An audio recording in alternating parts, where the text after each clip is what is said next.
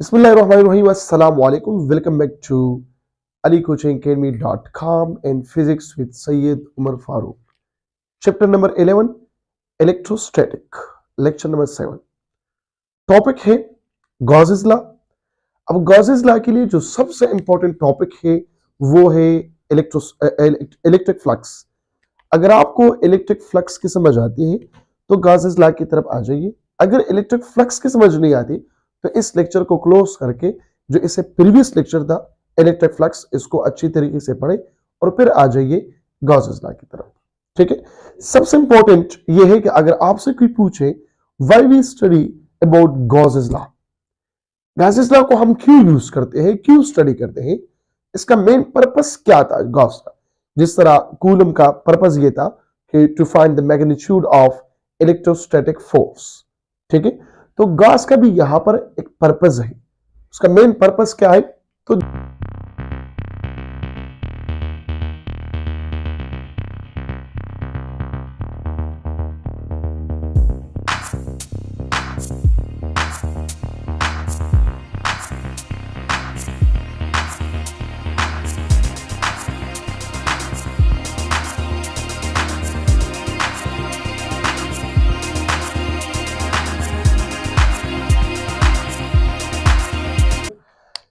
purpose of Gauss to find the magnitude of net electric flux and electric field intensity. ये है to find या to calculate the magnitude of net electric flux and electric field intensity. Clear होगी बात? Now यहां पे थोड़ा सा मैं इलेक्ट्रिक फ्लक्स को समराइज करना चाहता हूं कि एक सरफेस को हम कंसिडर करते हैं और यहां पे जो वेक्टर एरिया है ये परपेंडिकुलर होगा इस सरफेस के साथ। सपोज करें इलेक्ट्रिक फील्ड लाइंस का जो डायरेक्शन है वो इस तरफ है, तो एक एंगल बन गया, ये इलेक्ट्रिक फील्ड इंटेंसिटी है। ठीक है, नेट इलेक्ट्रिक फ्लक्स यहां पर क्या था? नेट इलेक्ट्रिक फ्लक्स या टोटल इलेक्ट्रिक फ्लक्स ये क्या था? ई डॉट ए था या ई ए कॉज ऑफ थीटा। अगर आपको याद है तो लास्ट लेक्चर में हमने सीखा था कि flux is directly proportional to E अगर एरिया और एंगल कांस्टेंट है। Flux is directly proportional to area, area को बढ़ाए तो फ्लक्स बढ़ेगा, फ्लक्स की जो लाइंस है, इलेक्ट्रिक फील्ड जो लाइंस है वो ज्यादा निकलेंगी, फ्लक्स ज्यादा होगा। और flux depends upon an angle, और ये भी आप लोगों को पता है किस तरह है, मिनिमम मैक्सिमम नेगेटिव मैक्सिमम। ठीक है, नेगेटिव और पॉजिटिव एंड पॉजिटिव मैक्सिमम, ये आप लोगों ने ट्रिक के जरिए भी सीख लिया था।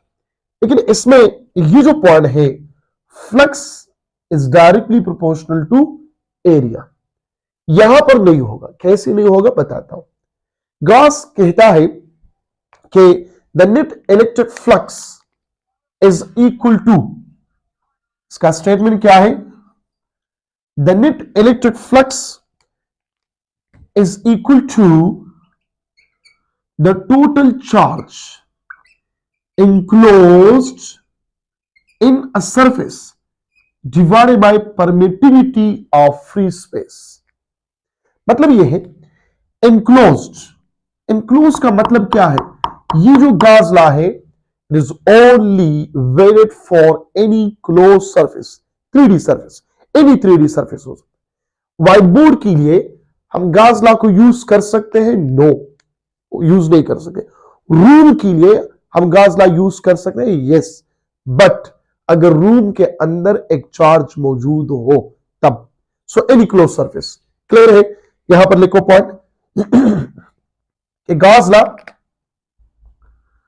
Gauss's law is only valid for any closed surface. लेकिन बात याद रखो कि charge must B enclose in that surface. उस सरफेस के अंदर चार्ज होना लाजमी है, बाहर है तो कोई फर्क नहीं पड़ेगा। Net electric flux outside the close surface क्या होगा? जीरो होगा। मतलब चार्ज अगर बाहर हम रखें तो बाहर हो जो है वो नेट इलेक्ट्रिक फ्लक्स जीरो होगा, अंदर होनी चाहिए। सपोज करें अब यहां पर देखो, ये मैंने एक स्फीयर लिया है जो 3D सरफेस है, क्लोज सरफेस है। इसके अंदर मैंने रखा हुआ है एक चार्ज एनक्लोज्ड। यहां पर क्या है? ये इसका रेडियस है।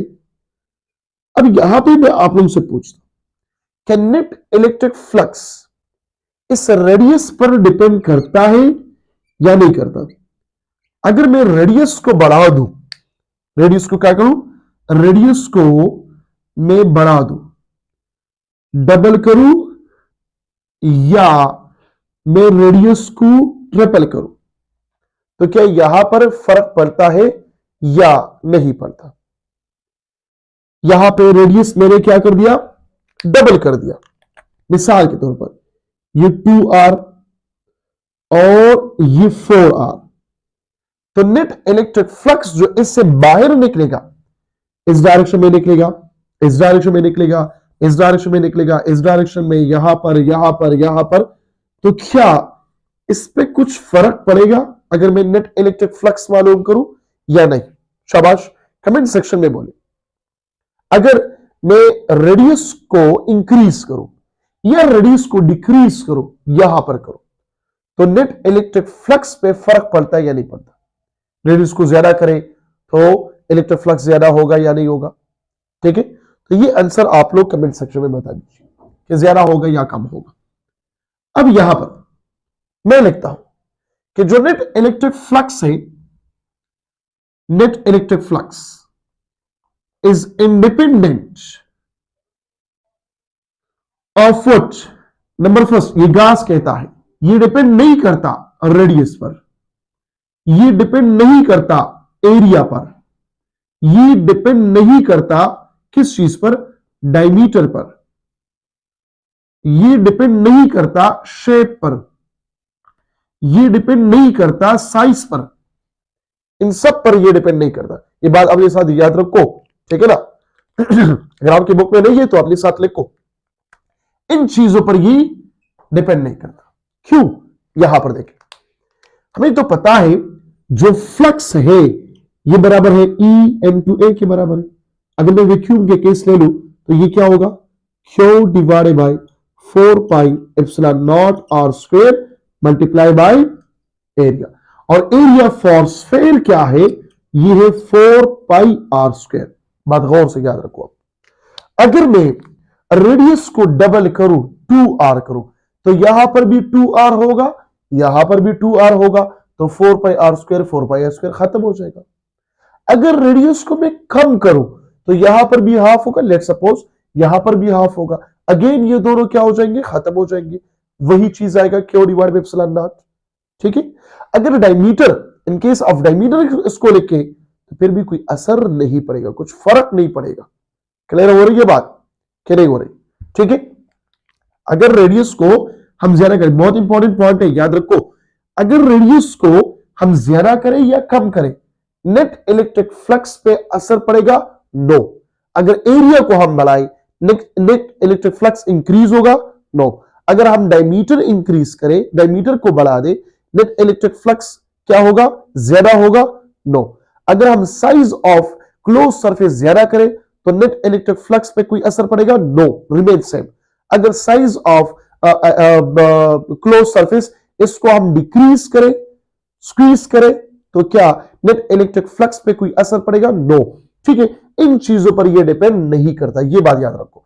रेडियस, एरिया, डायमीटर, शेप और साइज पे डिपेंड नहीं करता। अगर डिपेंड करता है तो सिर्फ एक चीज पर करता है, charge must be enclosed in a surface. सिर्फ इस पर डिपेंड करता है कि net electric flux is directly proportional to charge enclosed, magnitude of charge enclosed. ज्यादा चार्ज अंदर है तो नेट इलेक्ट्रिक फ्लक्स भी ज्यादा होगा, कम चार्ज अंदर है मतलब यहां पे देखो एक चार्ज है, नेट इलेक्ट्रिक फ्लक्स कितना है, और जितने भी, अगर मैं चार्ज को 2 ले लूं, अंदर है, तो नेट इलेक्ट्रिक फ्लक्स इंक्रीज होगा। अगर मैं चार्ज को 3 ले लूं, नेट इलेक्ट्रिक फ्लक्स और भी इंक्रीज होगा, क्योंकि ये इस पे डिपेंड करता है, ठीक है। या एक ही चार्ज है, 2 कूलम है, अब 2 को मैं हटाता हूं, 3 कूलम चार्ज रखता हूं, मैग्नीट्यूड इंक्रीज कर रहा हूं, तो फिर भी नेट इलेक्ट्रिक फ्लक्स क्या होगा, इंक्रीज होगा। दोनों आप याद से रखें, या तो मैग्नीट्यूड इंक्रीज करें या नंबर ऑफ चार्जेस जो है इनसाइड द सरफेस इंक्रीज करें, दोनों से नेट इलेक्ट्रिक फ्लक्स बढ़ेगा। क्लियर हो रही बात? या आप मैग्नीट्यूड को डिक्रीज करें या नंबर ऑफ चार्जेस को क्लोज सरफेस से डिक्रीज करें, तो फिर क्या होगा, नेट इलेक्ट्रिक फ्लक्स डिक्रीज होगा। लेकिन एरिया, रेडियस, डायमीटर, शेप और साइज इस पर डिपेंड नहीं करता। क्लियर होगी बात? अब देखो, एक पॉजिटिव चार्ज है, एक पॉइंट चार्ज है, इसको किधर गई वो, यहां पे एक पॉइंट चार्ज, अगर आपसे कोई पूछे अगर एक चार्ज मैं सरफेस के अंदर में रखूं, क्लोज सरफेस है, ठीक है, तो इससे कितने इलेक्ट्रिक फ्लक्स पास होंगे, ये क्यों है, इसको मैंने स्फेयर में रखा हुआ है, तो बताओ यहां पर जो नेट इलेक्ट्रिक फ्लक्स होगा वो कितना होगा, नेट इलेक्ट्रिक फ्लक्स कितना होगा, तो बात याद रखो, क्यों डिवाइडेड बाय एप्सिलॉन नॉट होगा। 2 चार्ज है तो 2 क्यों, 3 है सो 3 क्यों, 4 है तो 4 क्यों, 5 है तो 5 क्यों। समझ आ रही बात? जितनी भी यहां पर चार्जेस है यहां पर करें, डिवाइड करें एप्सिलॉन नॉट पे, एप्सिलॉन नॉट को एक कांस्टेंट वैल्यू है, आप लोगों को पता है 8.85 मल्टीप्लाई बाय 10 पावर माइनस 12 है, ठीक है। अब यहां पर ये तो ये होगी। अब अगर फॉर एग्जांपल हम क्या ले ले, वाटरमेलन ले ले, क्या ले ले, वाटरमेलन ले ले, और इस वाटरमेलन के अंदर हम एक चार्ज रखें, ठीक है, तो और इस चार्ज का जो मैग्नीट्यूड है, लेट सपोज वो 8.85 है, और मैं आपसे पूछूं कि जो नेट इलेक्ट्रिक फ्लक्स है वो क्या होगा, नेट इलेक्ट्रिक फ्लक्स, तो कमेंट सेक्शन में इसका आंसर बता दीजिए। क्लियर होगी बात? अब अगर मैं एक क्यूब ले लूं, क्या ले लूं, एक क्यूब ले लूं, और इसके अंदर मैं एक चार्ज रखूं, मिसाल के तौर पर यहां पर एक चार्ज जिसका मैग्नीट्यूड है 2 कूलम, तो यहां पर जो नेट इलेक्ट्रिक फ्लक्स होगा वो क्या होगा, कमेंट सेक्शन में आंसर बता दीजिए। नंबर 2। नंबर 3 सबसे इंपॉर्टेंट, अगर मैं यहां पे 4 क्यूब ले लूं, 4 एक दूसरे के ऊपर,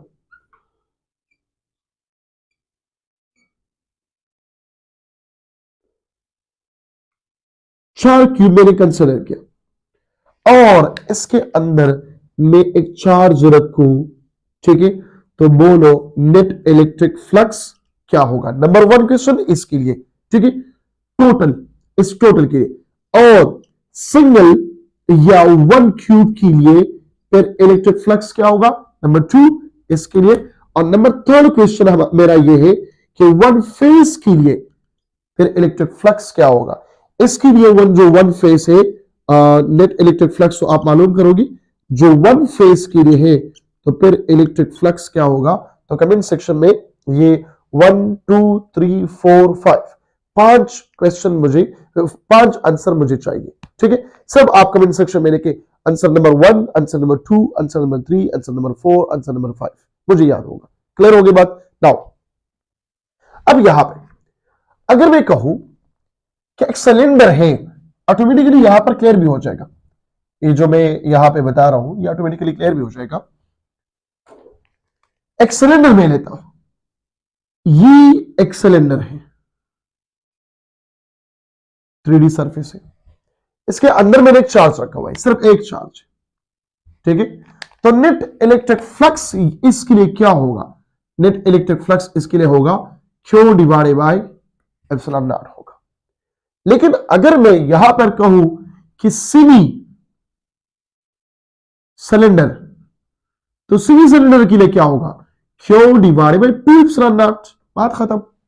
सेमी का मतलब यहां से लेकर यहां तक, ठीक है। इसको हाफ करें, हाफ में नहीं किया तो फिर क्या होगा, ऊपर भी हाफ नीचे भी हाफ, तो Q divide by epsilon not. अगर मैं प्लस करूं तो मैं तो सिर्फ हाफ की पूछ रहा हूं, तो यहां पर क्या होगा, Q divide by 2 epsilon not होगा। अगर मैं स्फेयर ले लूं, स्फेयर, ठीक है, और इसके दरमियान में एक चार्ज रखूं, एक पॉइंट चार्ज है, तो नेट इलेक्ट्रिक फ्लक्स तो यही होगा, Q divide by epsilon not. लेकिन अगर मैं सेमी स्फेयर को कंसीडर करूं, सेमी स्फेयर, तो फिर क्या होगा, तो फिर ये Q divide by 2 epsilon not होगा। क्वार्टर पे क्या होगा, Q divide by 4 pi epsilon not होगा। डिवाइड बाय 8 पे क्या होगा, Q divide by 8 epsilon not. तो ये बात अपने जहन में याद रखो, क्लियर होगी बात। नाउ ये आ गया क्या, गॉसेस लॉ आ गया।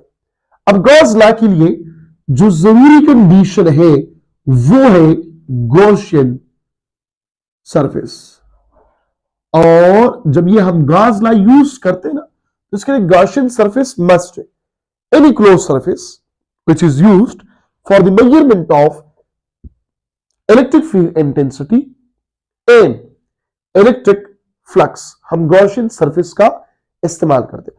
और ये Gaussian surface any imaginary surface हो सकता है, एनी क्लोज सरफेस हो सकता है, लेकिन it must be a close surface, ये बात याद रखो, ठीक है। गॉसियन सरफेस में जो इलेक्ट्रिक फील्ड है, इलेक्ट्रिक फील्ड इंटेंसिटी है, वो सेम होगा through out the Gaussian surface. Electric field intensity क्या होगा, सेम। नंबर फर्स्ट पॉइंट, ये बात याद रखो। नंबर 2, एंगल बिटवीन ई और एरिया, ये हमेशा के लिए 0 डिग्री होगा। मतलब ये दोनों क्या होंगे, हमेशा के लिए ये दोनों पैरेलल होंगे। क्लियर हो रही है बात। इलेक्ट्रिक फ्लक्स, अब अगर इस सिलेंडर के बात करें तो दोनों साइड पे इक्वली निकलेंगे, ठीक है। अगर यहां पर 2 है तो यहां पर भी 2 होंगे, यहां पे 4 है तो यहां पर भी 4 लिखेंगे। क्लियर होगी बात। तो ई से जो इंटेंसिटी है और थीटा बिटवीन ई और ए, ये भी क्या होगा, 0 डिग्री होगा। क्लियर होगी बात। नाउ यहां पे देखिए application of Gauss's law, application of Gauss's law. तो एप्लीकेशन ऑफ गॉस लॉ में जो नंबर फर्स्ट एप्लीकेशन है आप लोगों की बुक में, वो है electric field intensity due to infinite sheet of charge, infinite sheet of charge. तो मैं डायरेक्ट यहां पे वैल्यू लगाता हूं, ठीक है, कि जो ई है इनफाइनाइट शीट ऑफ चार्ज, ये बराबर है Q divided bye 2a epsilon not. ये इनफाइनाइट शीट ऑफ चार्ज के लिए डेरिवेशन की जरूरत नहीं है, ठीक है। या इसको आप लोग लिख सकते हो, इस तरह भी लिख सकते हैं, just a minute, in E divided bye 2a epsilon not, इस तरह भी लिख सकते हो। या इसको आप लोग लिख सकते हैं E is equal to sigma divided by 2 epsilon naught. What is sigma, इसको हम कहते हैं चार्ज डेंसिटी कहते हैं। ये क्या है, चार्ज डेंसिटी। चार्ज डेंसिटी क्या है, चार्ज पर यूनिट एरिया। लेकिन कौन सा चार्ज डेंसिटी है, सरफेस चार्ज डेंसिटी है, एरिया है। एक है लीनियर, ठीक है, चार्ज डिवाइड बाय लेंथ। एक है वॉल्यूम, मतलब volume charge density, charge divide by volume. अब इसका जो यूनिट है वो क्या होगा, coulomb divided by metre square होगा, ठीक है, या ampere second divided by metre square होगा, ठीक है ना। इसका बेस यूनिट, इसका डायमेंशन क्या है वो आप लोग खुद निकाले, कमेंट सेक्शन में बता दीजिए। इसका यूनिट, इसका बेस यूनिट और इसका डायमेंशन कमेंट सेक्शन में बता दीजिए। अब यहां पर ये एक हो गया। दूसरा जो इसका एप्लीकेशन है वो क्या है, electric field intensity due to oppositely charge plates, ये है। इसके लिए जो इलेक्ट्रिक फील्ड इंटेंसिटी का फार्मूला है वो है E is equal to Q divided by epsilon naught, ठीक है, Q divided by A epsilon naught, या N E divided by A epsilon naught, या हम कहते हैं कि E is equal to sigma divided by epsilon naught, 2 epsilon naught, 2 तो नहीं है, 2 तो इसमें है, ठीक है। तो ये आ गया electric field intensity due to infinite sheet of charge, ये ले ले सर। तो ये हो गया गॉसेस लॉ और इसकी एप्लीकेशंस। जो क्वेश्चन मैंने पूछ रहे ये आंसर ये कमेंट सेक्शन में इसका आंसर जरूर दे दें, ठीक है। एप्लीकेशन पे एमसीक्यूज किस तरह आता है, अगर आप लोगों को चाहिए तो कमेंट सेक्शन में बता दीजिए, ठीक है। तो मैं प्रोवाइड करूंगा, लेकिन अपना बुक प्रोवाइड करूंगा और मेरे असिस्टेंट के साथ आप लोग राबिता करें, वो भेज देंगे, ठीक है। क्योंकि अगर मैं वो भी आप लोगों के साथ डिस्कस करूं तो टाइम बहुत ज्यादा लगेगा। इंशाल्लाह मिलते हैं और लेक्चर में। Thank you so much. Allah Hafiz.